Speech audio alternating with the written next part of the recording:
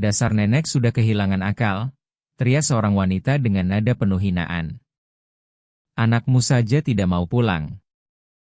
Seorang lelaki muda segera berseru dengan marah, tolong hentikan. Itu ibuku. Apa yang kalian lakukan? Saat itulah Bagas Pratama berdiri terpaku di ambang pintu rumah bambu sederhana di Dusun Kedung Rejo, Banyuwangi, Jawa Timur. 3 tahun sebelumnya ia meninggalkan desa itu dan merantau ke Jakarta. Dan kini ia kembali sebagai pengusaha muda yang sangat kaya. Di tangannya tergenggam koper hitam mewah dan tubuhnya dibalut jas hitam rapi yang kontras dengan kesederhanaan desa.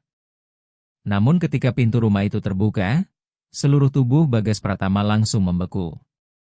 Di ruang tamu rumah bambu itu, ibunya, Sri Wahyuni, dipasung pada pasungan kayu besar. Leher dan kedua tangannya terjepit papan kasar seperti tahanan. Di hadapan wanita tua itu berdiri seorang perempuan muda bernama Dian Puspitasari, yang tanpa rasa bersalah melemparkan nasi sisa yang sudah basi ke wajah Sri Wahyuni. Wanita tua itu menangis lirih sementara Bagas Pratama hanya bisa berdiri kaku di pintu dengan tatapan tidak percaya. Sebelum cerita ini berlanjut, tuliskan dulu di kolom komentar kalian menonton dari kota mana di Indonesia. Jangan lupa tekan like dan subscribe channel ini agar tidak ketinggalan kisah berikutnya.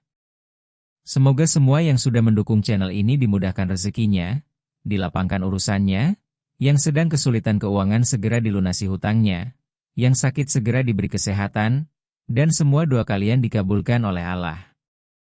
Amin ya Rabbal Alamin. Sekarang mari kita mulai kisahnya. Sore itu langit di Dusun Kedung Rejo, Banyuwangi, Jawa Timur tampak redup dengan warna jingga yang perlahan tenggelam di balik pepohonan. Jalan tanah yang dulu sangat akrab bagi Bagas Pratama masih sama seperti yang ia ingat. Sempit, berdebu, dan sunyi. Namun kali ini ada perasaan aneh yang tidak bisa ia jelaskan sejak pertama kali menginjakan kaki di ujung gang melati yang menuju rumahnya. Sebuah mobil SUV hitam berhenti di tepi jalan karena gang menuju rumahnya terlalu sempit untuk dilalui kendaraan besar. Dari dalam mobil turun Bagas Pratama, mengenakan jas hitam rapi sambil membawa koper mahal di tangannya. Penampilannya terlihat sangat kontras dengan suasana desa yang sederhana. 3 tahun lalu Bagas Pratama meninggalkan tempat ini sebagai pemuda yang bahkan hampir tidak memiliki apapun. Ia pergi ke Jakarta dengan tekad sederhana, mengubah hidupnya dan membuat ibunya hidup lebih layak. Ia tidak pernah membayangkan perjalanan itu akan mengubah nasibnya sepenuhnya. Kerja keras, keberuntungan, dan pertemuan dengan orang yang tepat membuat hidupnya berbalik arah hingga akhirnya ia menjadi seorang pengusaha muda yang sangat sukses. Namun semua keberhasilan itu terasa tidak lengkap tanpa satu orang yang selalu ia pikirkan setiap malam, yaitu Sri Wahyuni, ibunya. Selama 3 tahun itu Bagas Pratama selalu membayangkan satu momen sederhana. Ia pulang ke desa, membuka pintu rumah bambu mereka, lalu melihat Sri Wahyuni berdiri di sana dengan senyum haru. Pikiran itu membuat langkahnya terasa ringan saat ia berjalan menyusuri gang melati menuju rumah. Rumah-rumah bambu di kiri kanan jalan masih berdiri seperti dulu, tetapi beberapa terlihat lebih rapuh dari yang ia ingat. Beberapa halaman tampak kosong seolah sudah lama tidak dihuni. Bagas Pratama sempat merasa aneh melihat suasana desa yang terasa terlalu sepi. Namun ia mengira mungkin warga sedang berada di sawah atau ladang. Akhirnya ia sampai di depan rumah kecil yang sangat ia kenal. Rumah itu berdinding anyaman bambu yang sudah banyak berlubang dimakan usia. Pintu kayunya tampak kusam dan sedikit miring seperti saat terakhir kali ia meninggalkannya dulu. Bagas Pratama berhenti beberapa detik di depan pintu itu. Dadanya terasa hangat karena rindu yang selama ini ia tahan. Dengan perlahan ia mengangkat tangannya lalu mengetuk pintu kayu itu. Tidak ada jawaban. Ia mengetuk lagi sedikit lebih keras, berharap mendengar langkah kaki Sri Wahyuni dari dalam rumah, namun rumah itu tetap sunyi. Angin sore masuk melalui celah-celah dinding anyaman bambu yang berlubang membawa bau lembab dari dalam rumah. Bagas Pratama mencoba mendorong pintu itu perlahan. Pintu kayu tua itu berderit panjang ketika dibuka. Ia melangkah masuk ke ruang tamu yang remang-remang dan dalam 1 detik tubuhnya langsung membeku. Di tengah ruangan sempit itu berdiri sebuah pasungan kayu besar yang tidak pernah ada sebelumnya di rumah itu. Pada pasungan itu seseorang terikat. Leher dan kedua tangannya terjepit di antara papan kayu tebal seperti seorang tahanan. Tubuhnya sangat kurus, pakaiannya lusuh dan kotor, rambutnya kusut tidak terurus. Kedua kakinya dibalut perban kusam yang sudah lama tidak diganti. Dalam 1 detik Bagas Pratama mengenali wajah itu. Sri Wahyuni, ibunya sendiri. Mata wanita tua itu merah karena terlalu lama menangis. Wajahnya pucat dan tampak kelelahan seolah telah melewati penderitaan yang panjang. Namun sebelum Bagas Pratama sempat bergerak mendekat, pemandangan lain yang lebih mengejutkan terjadi di depan matanya. Di hadapan Sri Wahyuni berdiri seorang wanita muda yang sangat ia kenal, yaitu Dian Puspitasari, tetangga mereka sejak dulu. Wanita itu terlihat cantik dengan pakaian mencolok yang sangat berbeda dengan suasana desa yang sederhana. Namun wajahnya dipenuhi kemarahan yang aneh. Di tangannya ada sebuah piring. Tanpa ragu ia melemparkan nasi sisa yang sudah basi dari piring itu tepat ke wajah Sri Wahyuni. Butiran nasi berhamburan mengenai rambut dan pakaian wanita tua itu. Sri Wahyuni menangis semakin keras sementara Dian Puspitasari menatapnya dengan kebencian sambil memarahinya dengan suara tinggi. Sementara itu Bagas Pratama hanya berdiri kaku di ambang pintu. Tangannya yang memegang koper perlahan melemah. Ia tidak tahu mana yang lebih sulit dipercaya, ibunya dipasung seperti tahanan di rumahnya sendiri, atau kenyataan bahwa orang yang memperlakukannya seperti itu adalah seseorang yang dulu mereka anggap seperti keluarga. Bagas Pratama masih berdiri di pintu dengan napas berat. Pemandangan di ruang tamu itu terasa menekan dadanya. Ia mencoba memastikan bahwa apa yang dilihatnya benar-benar nyata. Sri Wahyuni masih terpasung pada kayu besar itu, wajahnya basah oleh air mata dan sisa nasi basi yang baru saja dilemparkan. Dian Puspitasari yang tadi berteriak tiba-tiba terdiam ketika menyadari ada seseorang berdiri di pintu. Perlahan ia menoleh dan mata mereka bertemu. Wajah Dian Puspitasari berubah seketika. Kemarahan yang tadi jelas terlihat di wajahnya mendadak menghilang, digantikan oleh ekspresi terkejut yang sulit disembunyikan. Bagas Pratama melangkah masuk tanpa berkata apa-apa. Suara langkahnya di lantai kayu tua terdengar berat di ruangan yang sunyi itu. Dian Puspitasari tampak gugup. Tangannya yang masih memegang piring kosong bergetar sedikit sebelum akhirnya ia meletakkannya di atas meja kecil di dekat dinding. Bagas Pratama, kamu pulang? Suara wanita itu terdengar pelan, sangat berbeda dengan nada kasar yang tadi ia gunakan. Bagas Pratama tidak menjawab. Matanya hanya tertuju pada Sri Wahyuni. Ibunya tampak sangat berbeda dari yang ia ingat. Tubuhnya jauh lebih kurus, pipinya cekung, dan rambutnya semakin memutih. Bekas luka kecil terlihat di beberapa bagian lengannya. Sri Wahyuni juga melihat Bagas Pratama. Matanya yang merah perlahan membesar seolah tidak percaya dengan apa yang dilihatnya. Bibirnya bergetar tetapi tidak ada kata yang keluar. Bagas Pratama berjalan beberapa langkah mendekat hingga berdiri tepat di depan pasungan kayu tempat ibunya terikat. Dadanya terasa sesak. Siapa yang melakukan ini? Suaranya rendah namun tegang.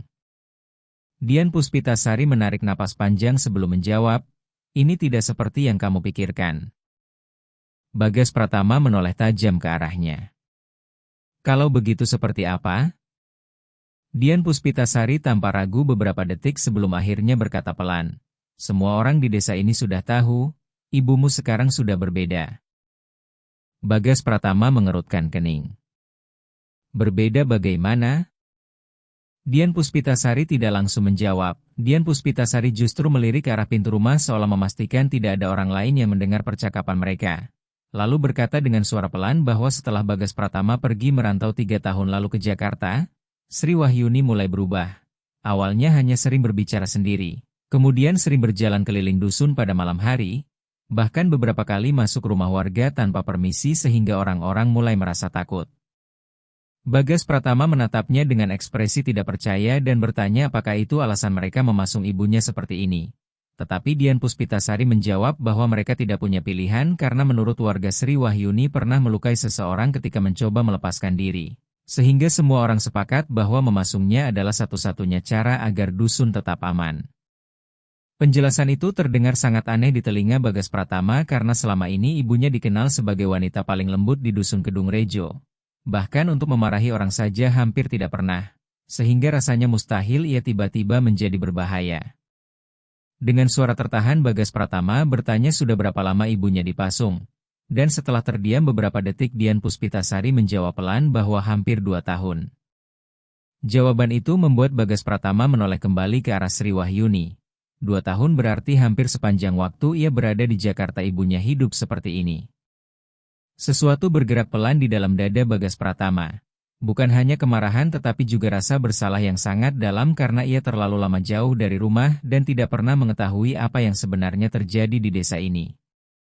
Tiba-tiba dari luar rumah terdengar suara langkah kaki dan beberapa warga mulai berkumpul di depan pintu. Mungkin karena mereka mendengar percakapan dari dalam rumah. Mereka berdiri di luar dengan tatapan hati-hati seolah melihat sesuatu yang tidak ingin mereka dekati terlalu dekat. Bagas Pratama memperhatikan wajah-wajah itu satu persatu. Sebagian adalah orang-orang yang ia kenal sejak kecil, tetapi anehnya tidak satu pun berani menatap matanya terlalu lama. Mereka hanya berdiri di depan rumah bambu itu dan mengintip dari pintu yang terbuka. Penuh rasa ingin tahu namun juga ragu. Wajah-wajah yang dulu terasa akrab kini tampak berbeda, tidak ada satupun yang tersenyum menyambut kepulangannya. Seorang lelaki tua bernama Hadi Santoso akhirnya melangkah sedikit mendekati pintu dan berkata pelan bahwa ternyata Bagas Pratama benar-benar sudah pulang.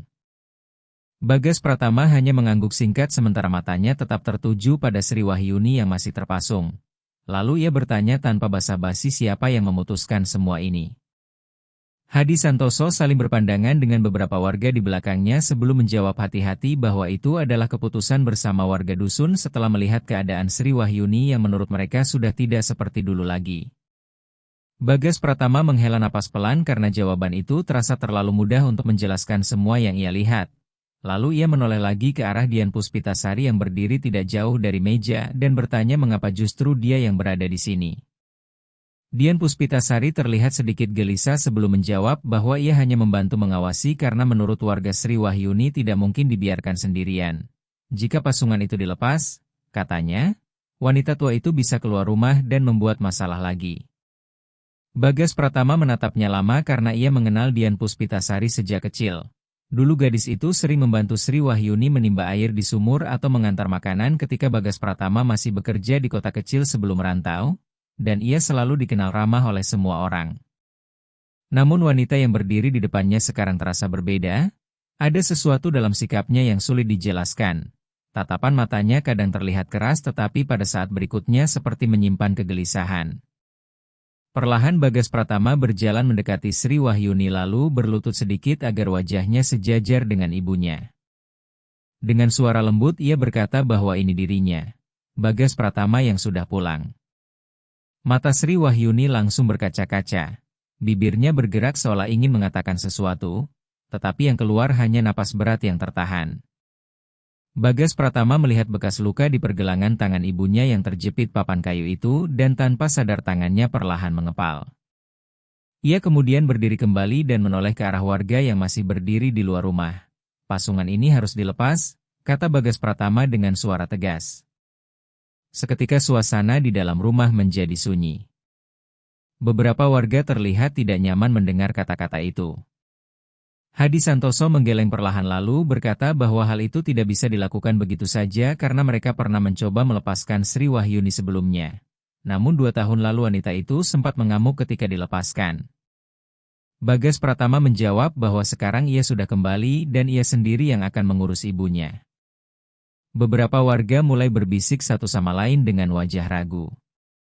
Dian Puspitasari yang sejak tadi diam akhirnya melangkah maju satu langkah lalu berkata dengan suara pelan namun jelas bahwa Bagas Pratama tidak tahu apa yang telah terjadi di dusun ini selama ia pergi. Bagas Pratama menatapnya tajam dan berkata bahwa kalau begitu ia harus menjelaskannya sekarang. Dian Puspitasari tidak langsung menjawab. Ia justru melihat ke arah warga yang berdiri di luar rumah seolah sedang mempertimbangkan sesuatu. Suasana di dalam rumah bambu itu terasa semakin berat. Angin sore masuk melalui celah-celah dinding anyaman bambu membuat beberapa bagian bambu berderit pelan. Akhirnya Dian Puspitasari berkata dengan suara rendah bahwa Dusun Kedung Rejo sudah tidak lagi sama sejak 3 tahun terakhir. Bagas Pratama mengerutkan kening dan bertanya apa maksudnya. Dian Puspitasari membuka mulut seolah ingin menjelaskan lebih jauh, tetapi tiba-tiba ia berhenti. Dari luar rumah terdengar suara mesin mobil yang mendekat dari ujung Gang Melati. Suara itu membuat beberapa warga langsung saling berpandangan dan ekspresi mereka berubah tegang. Dian Puspitasari juga langsung terdiam seolah kehadiran mobil itu adalah sesuatu yang tidak ia harapkan. Mesin kendaraan itu berhenti tidak jauh dari rumah. Melalui celah pintu yang terbuka, Bagas Pratama dapat melihat sebuah mobil berwarna gelap berhenti di ujung gang. Kendaraan yang terlihat sangat asing di desa kecil seperti ini. Beberapa warga yang tadi berdiri di depan rumah segera berpencar perlahan seolah tidak ingin terlihat sedang berkumpul. Perubahan sikap itu membuat Bagas Pratama semakin merasa ada sesuatu yang tidak wajar. Dian Puspitasari juga tampak berubah. Wajahnya yang tadi tegang kini terlihat lebih tenang tetapi gerakannya menjadi lebih berhati-hati. Ia berkata pelan kepada Bagas Pratama bahwa sebaiknya ia tidak membuat keributan sekarang. Bagas Pratama menoleh tajam dan bertanya mengapa. Dian Puspitasari tidak langsung menjawab, ia hanya melirik ke arah pintu rumah lalu kembali menatap Bagas Pratama dan berkata bahwa ini bukan waktu yang tepat. Jawaban itu justru membuat Bagas Pratama semakin curiga. Sejak ia tiba di rumah ini, semua orang seolah berbicara setengah-setengah seperti ada sesuatu yang sengaja disembunyikan. Bagas Pratama kembali menatap ibunya. Sri Wahyuni masih terpasung, tetapi kali ini matanya tidak lagi menatap kosong. Ia memperhatikan Bagas Pratama dengan tatapan yang dalam seolah ingin menyampaikan sesuatu. Bagas Pratama memperhatikannya lebih dekat. Meskipun wajah Sri Wahyuni tampak lemah, ada sesuatu yang terasa aneh. Tatapan itu tidak seperti orang yang kehilangan kesadaran atau gila seperti yang dikatakan warga. Sri Wahyuni terlihat sangat sadar. Perlahan wanita tua itu menggerakkan tangannya yang terjepit papan kayu. Gerakan itu kecil, hampir tidak terlihat, tetapi cukup untuk menarik perhatian Bagas Pratama. Ia mendekat sedikit. Sri Wahyuni menundukkan pandangannya ke lantai beberapa detik lalu kembali melihat Bagas Pratama. Gerakan itu terasa seperti sebuah isyarat. Bagas Pratama mengikuti arah pandangan ibunya. Lantai rumah bambu itu terbuat dari papan kayu tua yang sudah banyak retak, tetapi tidak ada sesuatu yang terlihat mencurigakan di sana. Bagas Pratama kembali menatap Sri Wahyuni mencoba memahami maksudnya. Namun sebelum ia sempat berpikir lebih jauh, terdengar langkah kaki dari luar rumah. Seseorang baru saja turun dari mobil yang datang tadi. Bayangannya terlihat melalui pintu yang terbuka. Beberapa detik kemudian seorang pria asing muncul di depan rumah dengan pakaian rapi seperti orang kota, sangat berbeda dengan warga desa yang biasanya mengenakan pakaian sederhana. Dan pria itu adalah Rendra Wicaksono. Pria itu melihat ke dalam rumah dengan tatapan singkat lalu bertanya dengan suara datar apakah ada masalah di tempat itu. Tidak ada satupun warga yang menjawab. Dian Puspitasari melangkah sedikit ke depan dan cepat berkata bahwa tidak terjadi apa-apa, hanya Bagas Pratama yang baru saja pulang dan ingin melihat ibunya. Pria itu kemudian memperhatikan Bagas Pratama dari ujung kepala sampai kaki. Tatapannya tajam namun dingin, seolah sedang menilai seseorang. Ia lalu berkata bahwa jadi orang inilah Bagas Pratama. Bagas Pratama mengangguk pelan dan menjawab bahwa benar dirinya yang dimaksud. Pria itu tidak tersenyum sama sekali. Ia hanya menoleh sekilas ke arah Sri Wahyuni yang masih terpasung di tengah ruangan. Lalu dengan nada tenang yang terasa aneh ia bertanya apakah ibunya masih sama seperti sebelumnya. Bagas Pratama tidak langsung menjawab karena pertanyaan itu terasa terlalu aneh datang dari seseorang yang baru pertama kali ia lihat. Ia kemudian bertanya siapa sebenarnya pria itu. Pria itu hanya tersenyum tipis lalu berkata bahwa dirinya hanyalah seseorang yang membantu dusun ini tetap tenang. Jawaban itu terdengar sederhana, tetapi suasana di dalam rumah tiba-tiba terasa lebih berat. Bagas Pratama memperhatikan wajah pria itu dengan seksama karena ada sesuatu dalam cara bicaranya yang membuatnya merasa tidak nyaman. Sementara itu di belakangnya Sri Wahyuni kembali menggerakkan tangannya sedikit. Kali ini gerakannya lebih jelas seolah ia sedang mencoba memperingatkan sesuatu. Pria asing itu tidak tinggal lama di dalam rumah. Setelah memperhatikan keadaan beberapa saat, ia hanya mengangguk kecil kepada Dian Puspitasari lalu melangkah keluar. Suara langkahnya terdengar jelas di lantai kayu sebelum akhirnya menghilang bersama suara pintu mobil yang tertutup dari luar. Beberapa detik kemudian suara mesin mobil kembali terdengar menjauh dari Gang Melati. Suasana di dalam rumah mendadak terasa lebih lengang, tetapi juga semakin aneh. Bagas Pratama masih berdiri di tempatnya dengan pikiran penuh pertanyaan yang belum terjawab. Ia kemudian menoleh ke arah Dian Puspitasari dan bertanya siapa sebenarnya pria tadi. Dian Puspitasari terlihat ragu sebelum menjawab bahwa pria itu adalah orang yang sering datang membantu dusun ini sejak beberapa tahun terakhir. Jawaban itu terdengar terlalu umum. Bagas Pratama menatapnya dengan curiga lalu bertanya membantu dalam hal apa. Dian Puspitasari tidak langsung menjawab. Ia berjalan menuju meja kecil dan merapikan piring yang tadi ia letakkan seolah mencoba menghindari tatapan Bagas Pratama. Ia lalu berkata bahwa dusun ini sudah berubah sejak Bagas Pratama pergi.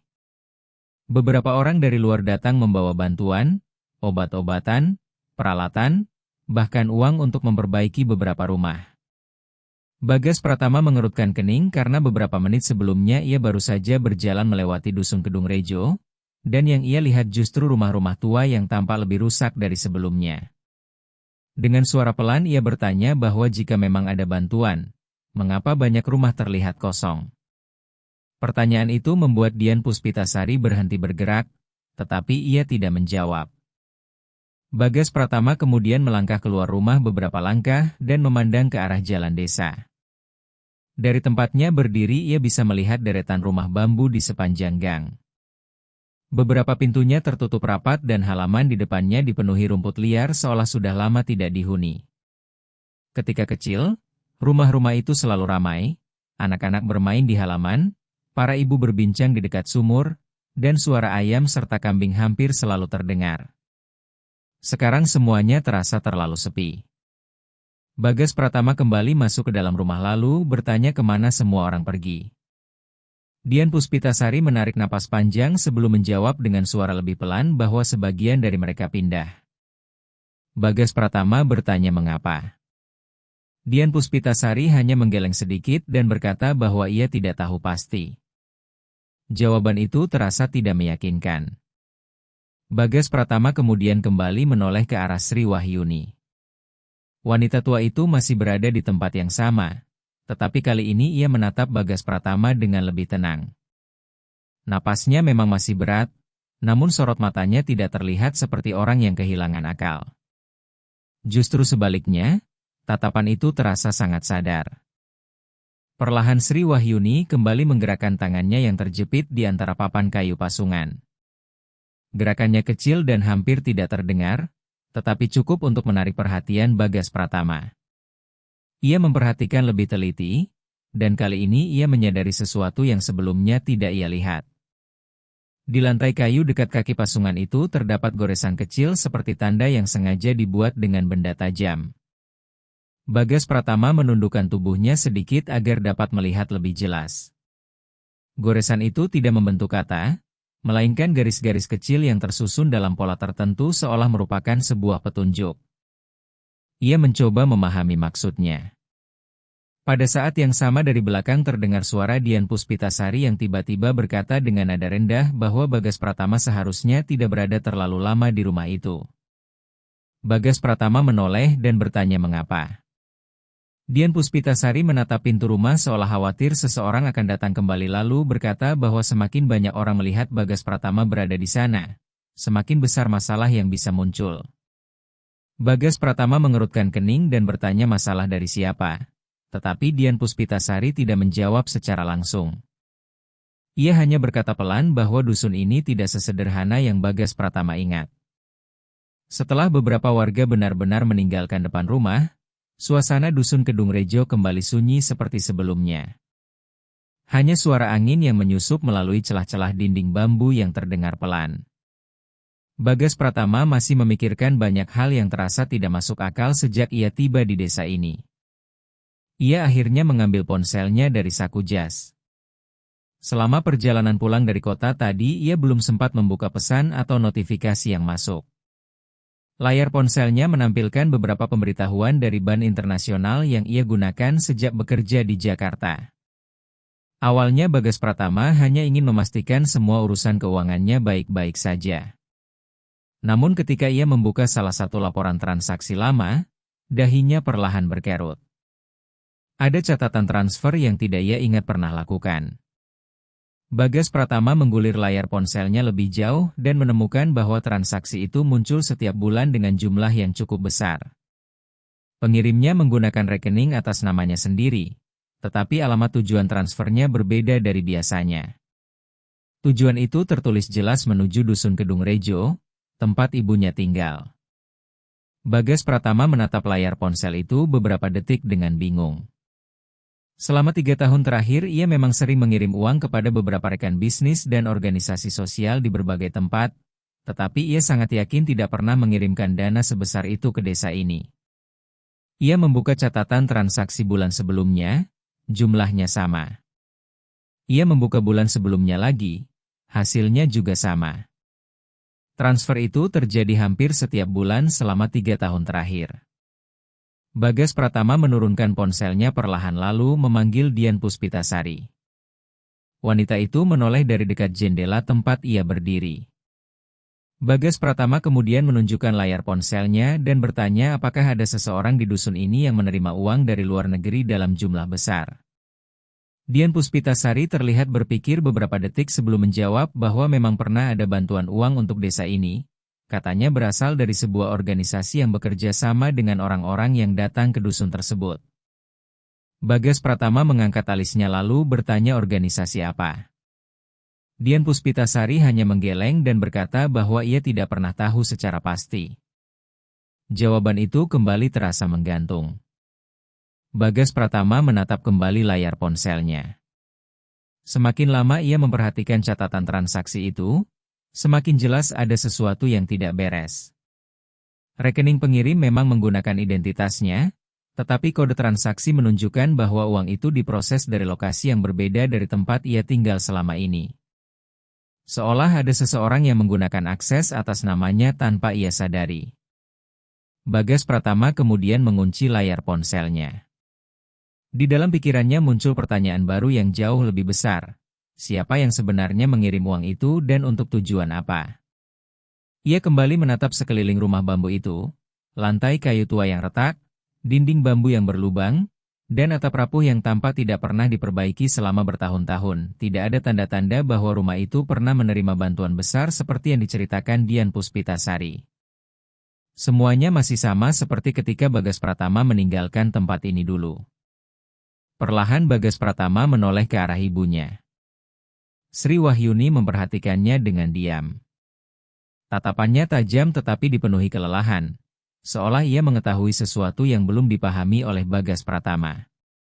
Beberapa detik kemudian wanita tua itu kembali menundukkan pandangannya ke lantai dekat pasungan kayu. Bagas Pratama mengikuti arah pandangan itu sekali lagi. Kali ini ia menyadari sesuatu yang berbeda. Goresan kecil di lantai kayu itu ternyata tidak acak. Jika diperhatikan lebih teliti, garis-garis itu seperti membentuk simbol atau tanda tertentu. Bagas Pratama belum memahami maksudnya, tetapi satu hal mulai terasa jelas di dalam pikirannya. Selama 3 tahun ia berada jauh dari Dusun Kedung Rejo, dan selama waktu itu pula sesuatu yang sangat besar telah terjadi tanpa sepengetahuannya. Matahari mulai turun lebih rendah di balik pepohonan ketika Bagas Pratama akhirnya keluar dari rumah bambu itu. Udara sore terasa lembab dan membawa bau tanah basah. Desa yang dulu selalu ramai kini terasa terlalu tenang, seolah sebagian hidup dari tempat ini telah menghilang tanpa jejak. Bagas Pratama berjalan perlahan menyusuri gang melati di depan rumah. Beberapa warga yang tadi sempat berkumpul kini sudah kembali ke rumah masing-masing. Hanya satu dua orang yang terlihat dari kejauhan dan mereka segera memalingkan wajah ketika Bagas Pratama menoleh ke arah mereka. Sikap itu membuatnya semakin merasa ada sesuatu yang tidak beres. Ia terus berjalan menuju ujung gang desa. Dari sana terlihat jalan tanah yang sedikit lebih lebar menuju area persawahan. Ketika masih kecil, Bagas Pratama sering bermain di sana bersama anak-anak desa. Biasanya tempat itu selalu ramai dengan para petani yang pulang dari sawah menjelang senja. Hari ini berbeda, hampir tidak ada orang di sana. Namun sesuatu menarik perhatian Bagas Pratama. Di dekat pohon besar di pinggir ladang terlihat bekas ban kendaraan yang cukup lebar. Jejaknya masih jelas di tanah yang sedikit lembek. Bagas Pratama berjongkok untuk memperhatikannya lebih dekat.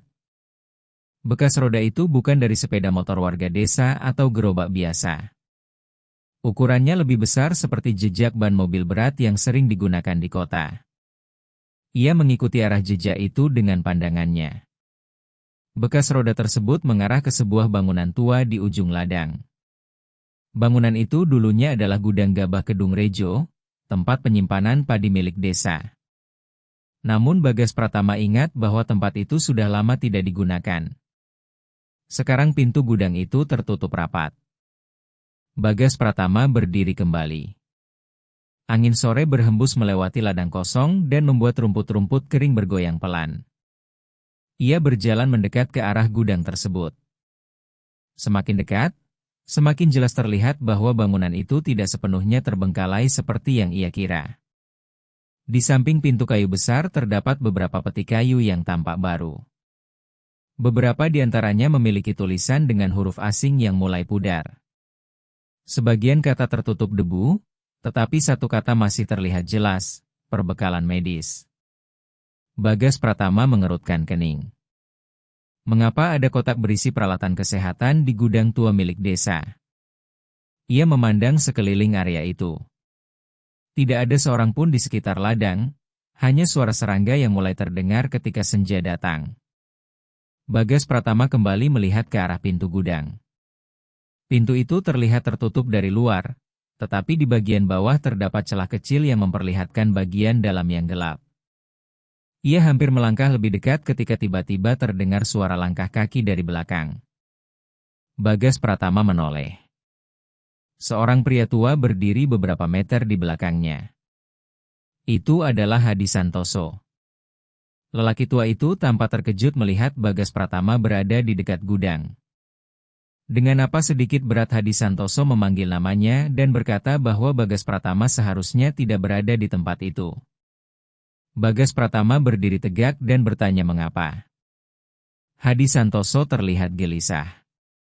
Ia menoleh ke kanan dan ke kiri seperti memastikan tidak ada orang lain yang memperhatikan mereka lalu berkata pelan bahwa tempat itu sudah bukan lagi gudang desa seperti dulu. Bagas Pratama memperhatikan wajah lelaki tua itu dengan serius lalu bertanya jika tempat itu bukan lagi gudang desa, maka sekarang sebenarnya digunakan untuk apa? Hadi Santoso terdiam beberapa detik sebelum akhirnya menjawab dengan suara lebih rendah bahwa tempat itu kini menjadi tempat orang-orang dari luar menyimpan barang-barang mereka. Bagas Pratama kembali melirik peti kayu yang bertuliskan perbekalan medis itu lalu bertanya barang apa sebenarnya yang disimpan di sana. Hadi Santoso tidak langsung menjawab. Ia hanya berkata pelan bahwa itu adalah hal-hal yang sebelumnya tidak pernah ada di Dusun Kedung Rejo. Senja hampir sepenuhnya menghilang ketika Bagas Pratama kembali ke rumah bambu miliknya. Langit mulai gelap perlahan sementara lampu-lampu kecil dari beberapa rumah warga mulai menyala redup di kejauhan. Rumahnya sendiri masih tampak sama seperti saat ia meninggalkannya tadi. Dinding anyaman bambu yang berlubang, pintu kayu yang setengah terbuka, dan suasana yang terasa terlalu sepi. Bagas Pratama melangkah masuk ke ruang tamu. Sri Wahyuni masih berada di tempat yang sama, terpasung pada pasungan kayu besar. Lampu minyak kecil yang tergantung di sudut ruangan menerangi wajahnya dengan cahaya kekuningan yang redup. Dian Puspitasari duduk di dekat jendela dengan wajah lelah. Ketika melihat Bagas Pratama masuk, ia hanya menoleh sebentar lalu kembali memandang keluar. Bagas Pratama tidak mengatakan apa-apa. Ia berjalan langsung mendekati ibunya. Sri Wahyuni menatapnya dengan mata yang sedikit lebih tenang daripada sebelumnya. Napasnya masih berat tetapi tangisnya telah berhenti. Bagas Pratama kemudian berlutut di depannya dan dengan suara pelan bertanya apa sebenarnya yang telah terjadi di dusun ini. Sri Wahyuni tidak menjawab dengan kata-kata. Bibirnya hanya bergerak pelan namun suara yang keluar sangat samar. Bagas Pratama mencoba mendekatkan telinganya tetapi yang terdengar hanya napas lemah. Beberapa detik kemudian Sri Wahyuni perlahan menundukkan pandangannya ke lantai. Bagas Pratama kembali mengikuti arah pandangan itu. Goresan kecil di papan lantai masih terlihat di tempat yang sama seperti sebelumnya. Tetapi kali ini Bagas Pratama memperhatikannya lebih lama. Pola garis itu ternyata tidak acak. Beberapa garis disusun seperti panah kecil yang menunjuk ke satu sisi ruangan. Bagas Pratama memperhatikan arah yang ditunjukkan oleh tanda itu dan menyadari bahwa garis tersebut mengarah ke bagian dinding bambu di sisi kanan rumah. Ia berdiri perlahan lalu berjalan ke arah dinding itu. Sekilas tidak ada sesuatu yang terlihat aneh, hanya anyaman bambu tua yang mulai rapuh di beberapa bagian. Bagas Pratama menyentuh bagian dinding itu dengan tangannya dan merasakan bahwa anyaman bambu tersebut sedikit longgar seolah pernah dibuka sebelumnya. Ia hendak memeriksanya lebih dekat ketika tiba-tiba Dian Puspitasari berdiri dari tempat duduknya dan dengan cepat berkata agar ia berhenti. Bagas Pratama menoleh sambil melangkah beberapa langkah mendekat, wajahnya terlihat serius. Dian Puspitasari berkata bahwa jika Bagas Pratama mulai mencari sesuatu di rumah itu, orang-orang di luar bisa mengetahuinya. Bagas Pratama mengerutkan kening dan bertanya orang-orang yang mana. Dian Puspitasari tidak langsung menjawab. Ia hanya memandang pintu rumah yang masih terbuka sedikit. Dari luar terdengar suara kendaraan yang melintas di jalan utama desa meskipun jaraknya cukup jauh.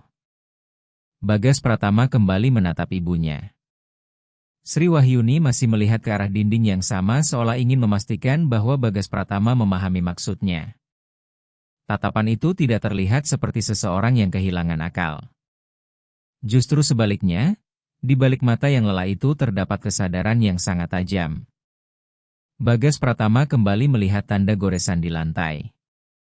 Semakin ia memikirkan semua yang terjadi, semakin banyak hal yang terasa tidak cocok dengan cerita yang diberikan warga desa. Jika Sri Wahyuni benar-benar gila seperti yang mereka katakan, bagaimana mungkin ia masih mampu membuat tanda seperti ini? Dan yang lebih aneh lagi, siapa sebenarnya orang-orang luar yang membuat Dian Puspitasari terlihat begitu berhati-hati setiap kali menyebut mereka sementara malam mulai turun perlahan di desa kecil itu? Langit malam yang gelap tanpa banyak lampu membuat jalan-jalan tanah di dusun Kedung Rejo tampak samar. Hanya beberapa rumah yang menyalakan lampu minyak sehingga cahaya kuning kecil terlihat tersebar di antara bayangan pepohonan. Bagas Pratama duduk di kursi kayu tua di ruang tamu sambil memperhatikan Sri Wahyuni yang masih terpasung pada pasungan kayu besar.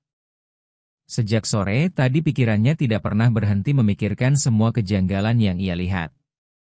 Cerita warga terasa tidak utuh, sikap Dian Puspitasari berubah-ubah, dan keberadaan orang-orang dari luar membuat dusun ini terasa seperti tempat yang sama sekali berbeda dari yang ia ingat.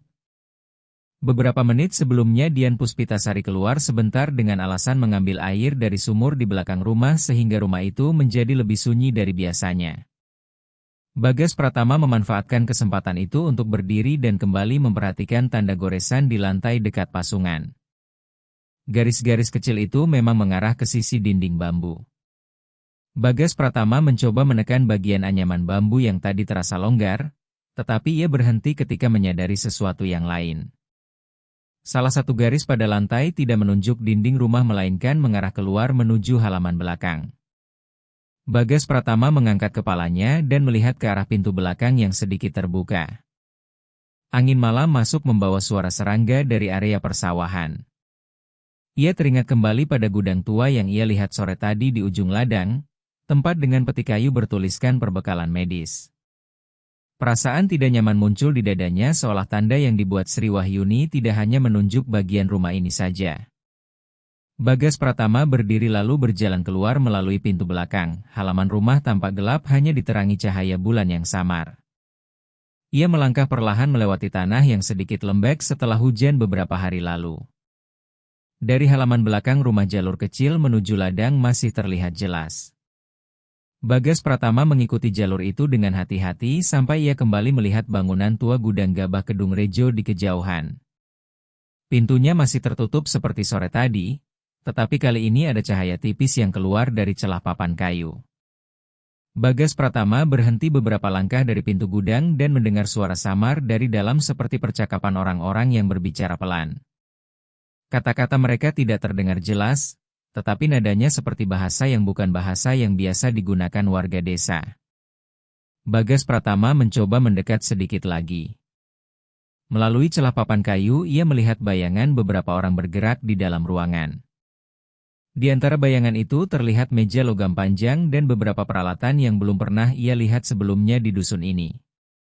Bau obat-obatan samar keluar dari dalam gudang. Bagas Pratama menahan napas.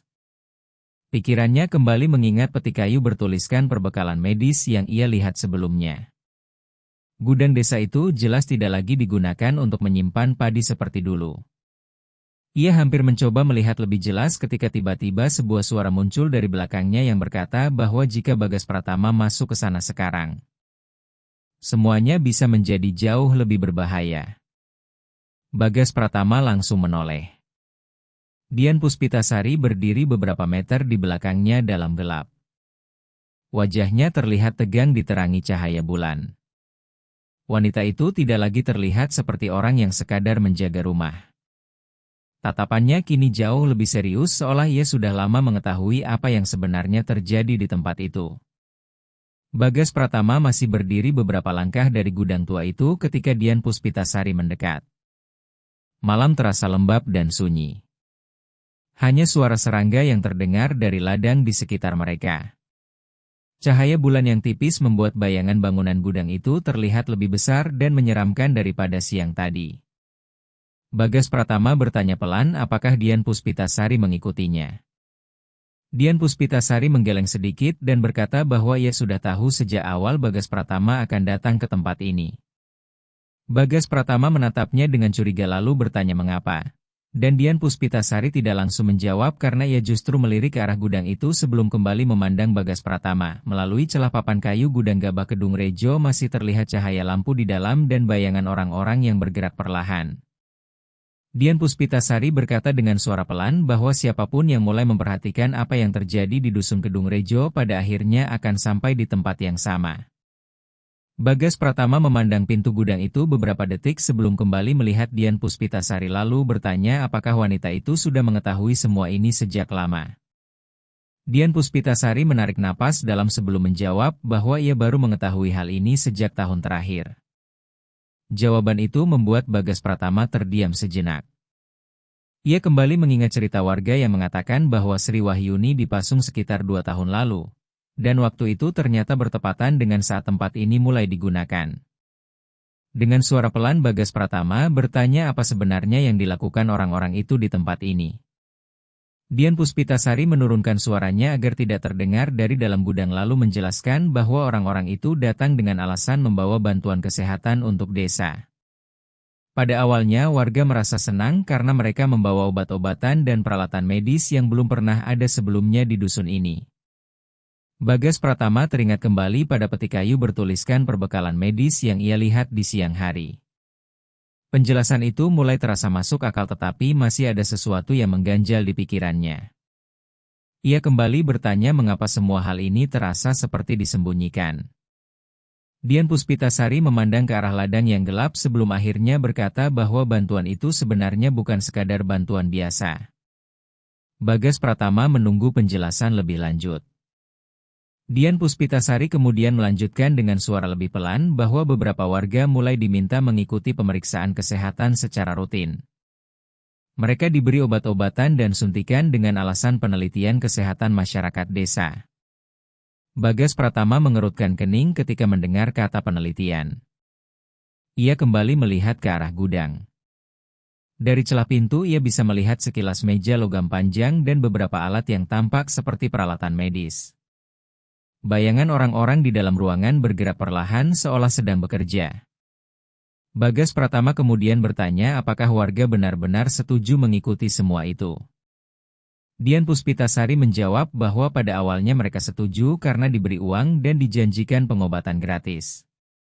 Angin malam berhembus melewati ladang dan membuat pintu gudang berderit pelan. Bagas Pratama memperhatikan wajah Dian Puspitasari yang terlihat semakin serius lalu bertanya mengapa begitu banyak rumah di dusun ini sekarang kosong.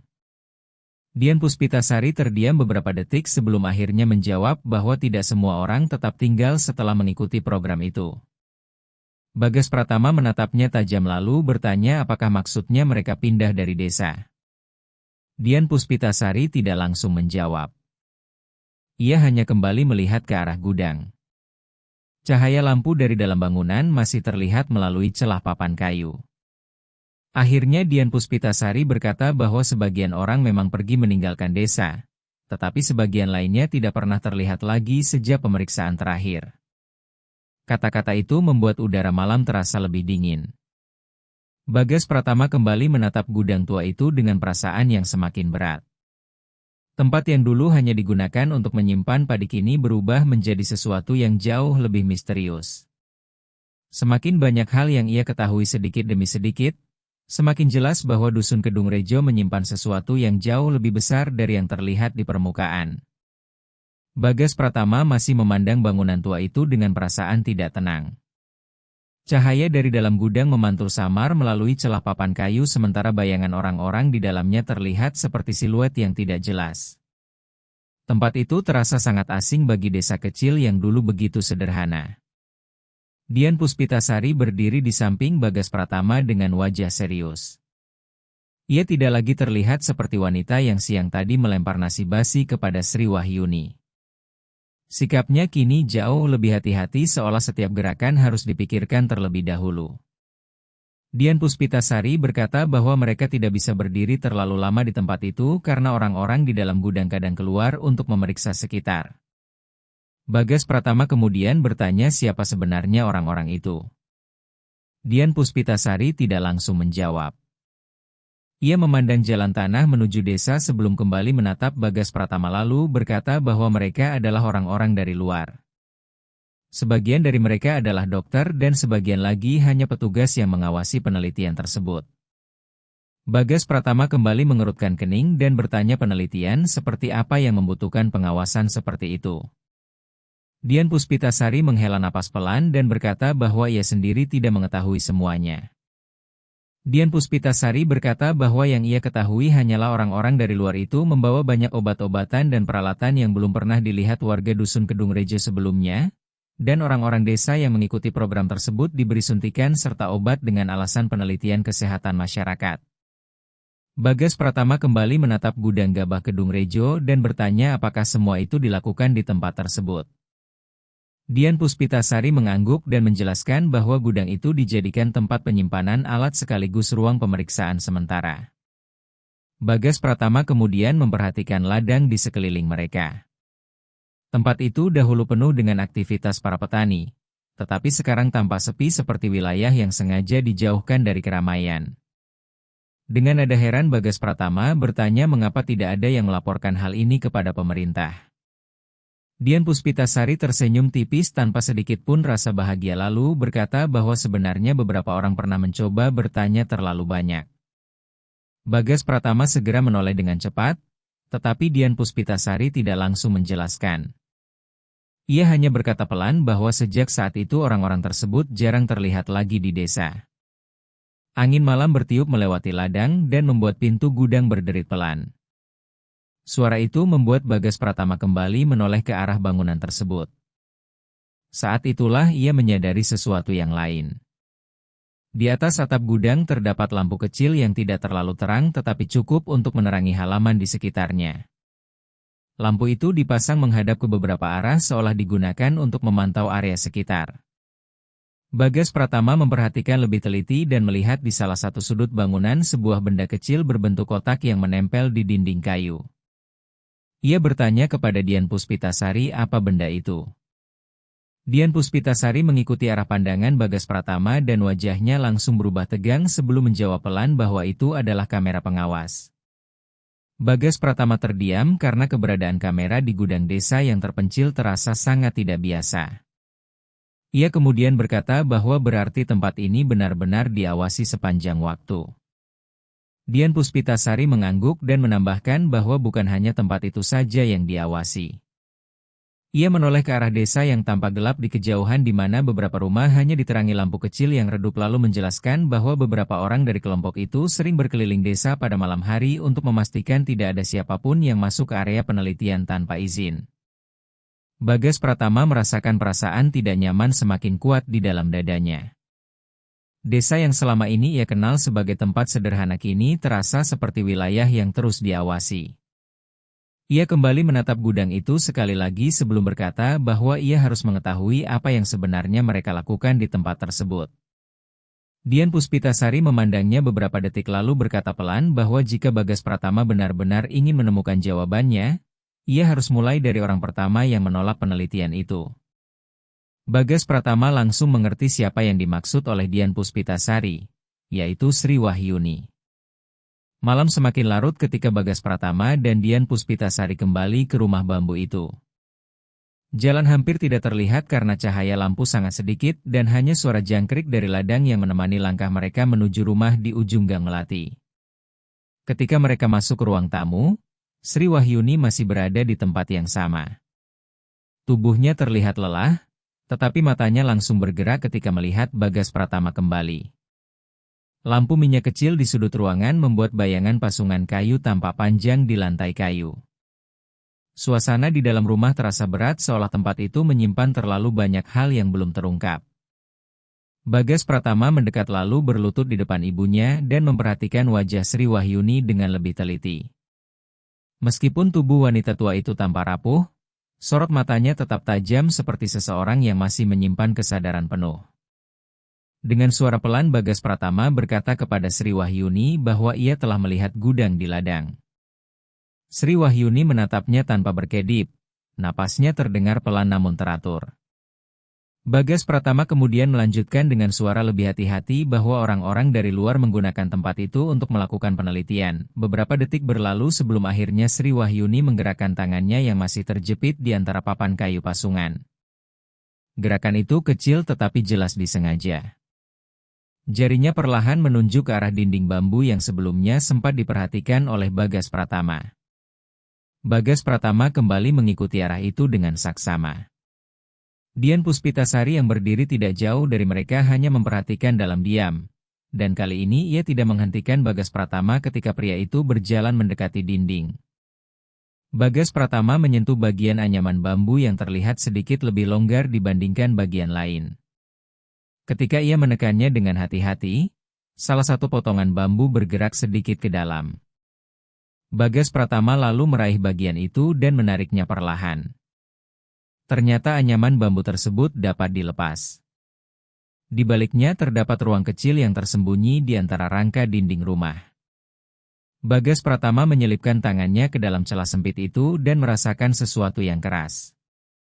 Ia kemudian menarik benda itu keluar. Sebuah buku catatan kecil dengan sampul yang sudah mulai usang. Dengan hati-hati Bagas Pratama membuka halaman pertama. Tulisan tangan yang terlihat di dalamnya langsung membuat dadanya terasa berat karena ia mengenali tulisan itu. Tulisan milik Sri Wahyuni. Beberapa halaman pertama berisi catatan sederhana tentang kehidupan sehari-hari di Dusun Kedung Rejo. Namun semakin jauh Bagas Pratama membuka halaman berikutnya, isi catatan itu berubah menjadi sesuatu yang jauh lebih serius. Sri Wahyuni menulis tentang kedatangan orang-orang asing ke desa. Mereka memperkenalkan diri sebagai tim kesehatan yang membawa program penelitian untuk meningkatkan kualitas hidup warga. Bagas Pratama membaca dengan cepat tetapi tetap teliti. Di beberapa halaman terdapat tanggal yang menunjukkan kapan catatan itu dimulai, hampir 3 tahun lalu, tidak lama setelah Bagas Pratama pergi merantau ke Jakarta. Semakin ia membaca, semakin jelas bahwa Sri Wahyuni mencatat hampir semua kejadian yang ia lihat.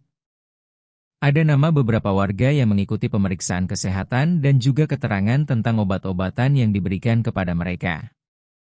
Bagas Pratama berhenti pada salah satu halaman yang tulisannya terlihat lebih tergesa-gesa. Di halaman itu Sri Wahyuni menulis bahwa beberapa warga mulai jatuh sakit setelah menerima suntikan tertentu.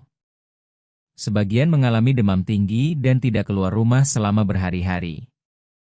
Pada halaman berikutnya Bagas Pratama menahan napas karena Sri Wahyuni menulis bahwa beberapa warga yang mengikuti pemeriksaan terakhir tidak pernah terlihat lagi di desa. Bagas Pratama menutup buku catatan itu perlahan. Ruang tamu rumah bambu terasa semakin sunyi. Ia menoleh kembali ke arah Sri Wahyuni yang masih terpasung pada pasungan kayu. Untuk pertama kalinya Bagas Pratama mulai memahami bahwa selama ini Sri Wahyuni mungkin bukan orang yang kehilangan akal seperti yang dikatakan warga. Justru sebaliknya, mungkin dialah satu-satunya orang yang mencoba menyimpan seluruh kebenaran sebelum semuanya terlambat. Bagas Pratama masih memegang buku catatan itu ketika ia kembali menatap Sri Wahyuni. Cahaya lampu minyak yang redup membuat tulisan pada halaman terbuka tampak bergetar mengikuti bayangan api kecil. Setiap kalimat yang ditulis oleh Sri Wahyuni terasa seperti potongan cerita yang selama ini disembunyikan oleh desa. Bagas Pratama kemudian mengangkat kepalanya dan memandang Dian Puspitasari yang berdiri tidak jauh dari dinding. Sejak tadi wanita itu hanya memperhatikan tanpa mengatakan apapun. Ekspresinya tampak rumit seolah ia sudah mengetahui isi buku itu bahkan sebelum Bagas Pratama menemukannya. Dengan suara rendah Bagas Pratama bertanya apakah Dian Puspitasari sudah mengetahui semua ini. Dian Puspitasari tidak langsung menjawab. Ia berjalan beberapa langkah mendekat lalu melihat buku catatan yang masih terbuka di tangan Bagas Pratama, dan pandangannya berhenti pada tulisan Sri Wahyuni selama beberapa detik. Dian Puspitasari berkata pelan bahwa ia mengetahui sebagian dari semua itu. Bagas Pratama menutup buku catatan itu perlahan lalu bertanya bagian seperti apa yang dimaksud. Dian Puspitasari menarik napas panjang sebelum kembali berbicara dengan suara yang jauh lebih serius daripada sebelumnya. Ia menjelaskan bahwa orang-orang yang datang ke Dusun Kedung Rejo sebenarnya bukan sekadar tim kesehatan biasa. Mereka mengatakan penelitian itu berkaitan dengan penyakit saraf dan sistem kekebalan tubuh, dan desa kecil ini dipilih karena jumlah penduduknya sedikit serta letaknya jauh dari kota sehingga tidak banyak menarik perhatian. Bagas Pratama mengerutkan kening lalu menyimpulkan bahwa warga desa dijadikan bahan penelitian. Dian Puspitasari menundukkan wajahnya sedikit dan berkata bahwa pada awalnya mereka meyakinkan warga bahwa semua prosedur itu aman dan sudah diuji sebelumnya. Beberapa warga akhirnya setuju karena dijanjikan pengobatan gratis dan sejumlah uang. Bagas Pratama kembali teringat pada halaman buku catatan milik Sri Wahyuni yang menyebutkan bahwa beberapa warga mulai jatuh sakit setelah menjalani pemeriksaan. Ia kemudian bertanya apa yang terjadi setelah itu. Dian Puspitasari terdiam beberapa detik sebelum menjawab bahwa setelah beberapa bulan beberapa orang mulai mengalami reaksi aneh terhadap obat yang diberikan. Ada yang mengalami demam tinggi selama berhari-hari dan ada pula yang tiba-tiba menjadi sangat lemah hingga tidak mampu bekerja.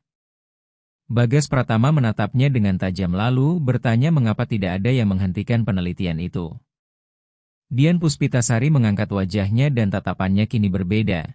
Tidak lagi seperti seorang wanita desa yang sekadar menjaga rumah. Ia berkata dengan pelan sambil melirik ke arah Sri Wahyuni bahwa sebenarnya ada seseorang yang mencoba menghentikan semuanya. Bagas Pratama mengikuti arah pandangannya. Sri Wahyuni masih terpasung pada pasungan kayu itu, tetapi matanya kini terlihat jauh lebih tajam daripada sebelumnya. Dian Puspitasari kemudian menjelaskan bahwa Sri Wahyuni adalah orang pertama yang menentang penelitian tersebut karena ia melihat beberapa warga mulai sakit dan mencoba memperingatkan yang lain. Bagas Pratama terdiam. Semua cerita warga yang mengatakan bahwa Sri Wahyuni tiba-tiba menjadi gila kini terasa semakin tidak masuk akal. Dengan suara tegang Bagas Pratama bertanya mengapa ibunya justru dipasung. Dian Puspitasari tidak langsung menjawab. Ia menatap Bagas Pratama dengan ekspresi yang sulit dijelaskan seolah masih ada sesuatu yang jauh lebih besar yang belum ia katakan. Beberapa detik kemudian ia berkata dengan suara yang lebih pelan bahwa orang-orang itu sengaja membuat semua warga percaya bahwa Sri Wahyuni sudah tidak waras. Bagas Pratama tanpa sadar mengepalkan tangannya dan bertanya siapa yang melakukan hal itu. Dian Puspitasari menatapnya dengan serius lalu menjawab bahwa orang-orang yang menjalankan penelitian di desa ini yang melakukan semuanya. Bagas Pratama menghela napas perlahan. Potongan-potongan cerita mulai tersusun di dalam pikirannya. Sri Wahyuni mencoba memperingatkan warga. Kemudian tiba-tiba seluruh desa percaya bahwa ia menjadi gila dan berbahaya. Semua itu terdengar seperti sesuatu yang telah dirancang sejak awal. Bagas Pratama kembali memandang Dian Puspitasari lalu bertanya jika ia sudah mengetahui semua ini sejak lama. Mengapa ia tetap terlihat bekerja bersama mereka? Pertanyaan itu membuat Dian Puspitasari terdiam cukup lama. Akhirnya ia berkata pelan bahwa sejak awal ia datang ke Dusun Kedung Rejo memang untuk berada di dekat orang-orang itu. Kata-kata tersebut membuat Bagas Pratama terdiam beberapa saat. Lampu minyak di sudut ruangan bergetar pelan tertiup angin malam yang masuk melalui celah-celah dinding bambu rumah. Bayangan mereka bergerak di lantai kayu sehingga suasana terasa semakin tegang. Bagas Pratama menatap Dian Puspitasari dengan tajam dan bertanya apa maksudnya ia datang untuk berada di dekat mereka. Dian Puspitasari tidak langsung menjawab. Ia melirik ke arah pintu rumah seolah memastikan tidak ada orang di luar yang mendengar percakapan mereka. Setelah beberapa detik ia kembali menatap Bagas Pratama lalu berkata bahwa ia sebenarnya tidak pernah benar-benar menjadi bagian dari kelompok itu. Ia menjelaskan bahwa dirinya diminta oleh seseorang untuk mengawasi apa yang terjadi di desa ini. Bagas Pratama mengerutkan kening lalu bertanya oleh siapa. Dian Puspitasari menjawab bahwa ada pihak yang sejak awal mencurigai penelitian tersebut karena ada laporan bahwa perusahaan yang mengirim tim itu sering melakukan uji coba obat di daerah terpencil tanpa pengawasan resmi. Bagas Pratama memperhatikan wajah Dian Puspitasari yang kini tampak jauh lebih serius. Sikap wanita itu tidak lagi seperti penduduk desa biasa dan cara bicaranya terdengar lebih terlatih serta berhati-hati. Bagas Pratama kemudian bertanya apakah selama ini Dian Puspitasari hanya berpura-pura bekerja dengan mereka. Dian Puspitasari mengangguk kecil dan berkata bahwa itulah satu-satunya cara agar ia bisa tetap berada dekat dengan penelitian mereka serta mengetahui apa yang sebenarnya sedang mereka lakukan. Bagas Pratama kembali memikirkan semua hal yang ia lihat sejak kembali ke Dusun Kedung Rejo. Sikap Dian Puspitasari yang kadang terlihat keras dan kadang seolah ingin mengatakan sesuatu namun selalu menahannya kini mulai terasa masuk akal. Namun satu pertanyaan masih belum terjawab. Dengan nada berat Bagas Pratama bertanya mengapa ibunya masih tetap dipasung seperti itu.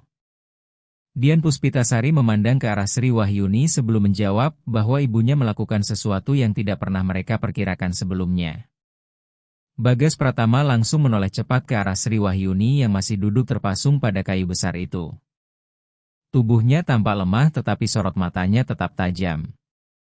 Dian Puspitasari melanjutkan dengan suara rendah bahwa beberapa bulan setelah penelitian dimulai para peneliti menyadari sesuatu yang aneh. Sebagian warga yang menerima obat mengalami reaksi buruk, tetapi ada satu orang yang tidak menunjukkan efek apapun. Bagas Pratama mulai merasakan sesuatu yang tidak biasa dari arah pembicaraan itu. Dian Puspitasari kemudian mengatakan bahwa orang tersebut adalah Sri Wahyuni. Bagas Pratama menatap ibunya tanpa berkedip. Dian Puspitasari menjelaskan bahwa para peneliti mencoba memberikan beberapa jenis obat yang berbeda, tetapi tubuh Sri Wahyuni tidak menunjukkan reaksi yang sama seperti warga lain. Bagi mereka hal itu sangat berharga karena berarti ada sesuatu dalam tubuh Sri Wahyuni yang bisa menjadi kunci penelitian mereka. Bagas Pratama merasakan dadanya menegang lalu bertanya apakah itu berarti mereka ingin menjadikan ibunya sebagai objek penelitian. Dian Puspitasari menggeleng pelan dan menjelaskan bahwa mereka memang mencoba, tetapi Sri Wahyuni menolak dan terus melawan. Ia juga mulai memperingatkan warga agar tidak mengikuti pemeriksaan lagi. Bagas Pratama teringat pada catatan dalam buku yang ia temukan di balik dinding rumah. Itulah sebabnya orang-orang itu menyebarkan cerita bahwa Sri Wahyuni telah kehilangan akal agar warga tidak lagi mempercayai kata-katanya. Bagas Pratama kembali memandang ibunya dan kini ia mulai memahami mengapa Sri Wahyuni tetap menyimpan catatan dan membuat tanda di lantai rumah. Wanita tua itu bukan hanya bertahan, tetapi berusaha meninggalkan jejak kebenaran bagi seseorang yang suatu hari akan kembali dan menemukan semuanya. Malam semakin dalam ketika percakapan di rumah bambu itu akhirnya berhenti. Udara terasa berat oleh semua kenyataan yang baru saja terungkap. Bagas Pratama berdiri beberapa langkah dari ibunya sambil memegang buku catatan yang ia temukan di balik dinding. Sementara Dian Puspitasari berdiri di dekat pintu dengan wajah serius. Untuk beberapa saat tidak ada yang berbicara, hanya suara angin yang masuk melalui celah bambu dan nyala kecil lampu minyak yang bergetar pelan. Akhirnya Bagas Pratama melangkah mendekati Sri Wahyuni lalu berlutut di depan pasungan kayu tempat ibunya terikat dan menatap wajah yang sudah lama ia rindukan. Meskipun tubuh Sri Wahyuni terlihat sangat lemah, tatapan matanya tetap kuat. Di mata itu Bagas Pratama melihat sesuatu yang tidak pernah berubah sejak ia masih kecil, yaitu keteguhan yang selalu membuatnya merasa aman. Dengan suara pelan Bagas Pratama berkata kepada Sri Wahyuni bahwa semua yang tertulis dalam buku itu akan mereka buktikan. Sri Wahyuni tidak berbicara tetapi matanya perlahan berkaca-kaca dan ia mengangguk kecil seolah memahami maksud putranya. Dian Puspitasari kemudian melangkah mendekat satu langkah dan berkata bahwa ia sudah mengirim laporan kepada orang yang menugaskannya. Dan bukti yang terdapat di buku itu akan cukup untuk membuka penyelidikan resmi sehingga orang-orang itu tidak akan bisa lagi menyembunyikan penelitian tersebut. Bagas Pratama menatap Dian Puspitasari sebentar lalu kembali melihat ibunya. Kayu yang mengunci leher dan tangan Sri Wahyuni tampak tua dan kasar. Bagas Pratama memperhatikan baut logam yang mengikat papan pasungan itu. Tanpa ragu ia berdiri lalu mengambil alat sederhana yang tergantung di dinding rumah. Sebuah palu kecil yang dulu sering digunakan oleh ayahnya untuk memperbaiki perabot. Dian Puspitasari memperhatikan semua itu dengan tenang. Kali ini Dian Puspitasari tidak menghentikan Bagas Pratama. Bagas Pratama memukul baut pengunci pada pasungan kayu itu dengan hati-hati hingga kayu yang menekan tangan Sri Wahyuni mulai longgar. Suara retakan kayu terdengar jelas di ruangan yang sunyi. Beberapa menit kemudian papan kayu itu akhirnya terbuka. Bagas Pratama membantu melepaskan tangan ibunya secara perlahan agar tidak melukai kulit yang sudah lama terjepit. Setelah itu ia membuka bagian kayu yang menahan leher Sri Wahyuni. Ketika pasungan itu benar-benar terlepas, tubuh Sri Wahyuni hampir kehilangan keseimbangan karena terlalu lama berada dalam posisi yang sama. Bagas Pratama segera menahan bahunya agar ia tidak terjatuh. Wanita tua itu memegang tangan Bagas Pratama dengan erat. Sentuhan itu terasa hangat meskipun kulitnya dingin. Untuk pertama kalinya sejak Bagas Pratama kembali ke Dusun Kedung Rejo, tidak ada lagi kayu yang memisahkan mereka. Sri Wahyuni menatap anaknya dengan mata yang berkaca-kaca. Bibirnya bergerak perlahan hingga akhirnya satu kata keluar dengan suara yang sangat lemah, yaitu nama Bagas Pratama. Bagas Pratama merasakan dadanya menghangat dan ia menggenggam tangan ibunya dengan lebih kuat. Di luar rumah angin malam masih berhembus melalui gang melati yang sepi. Namun kali ini suasana tidak lagi terasa menekan seperti sebelumnya karena kebenaran yang selama ini disembunyikan akhirnya mulai menemukan jalannya untuk terungkap.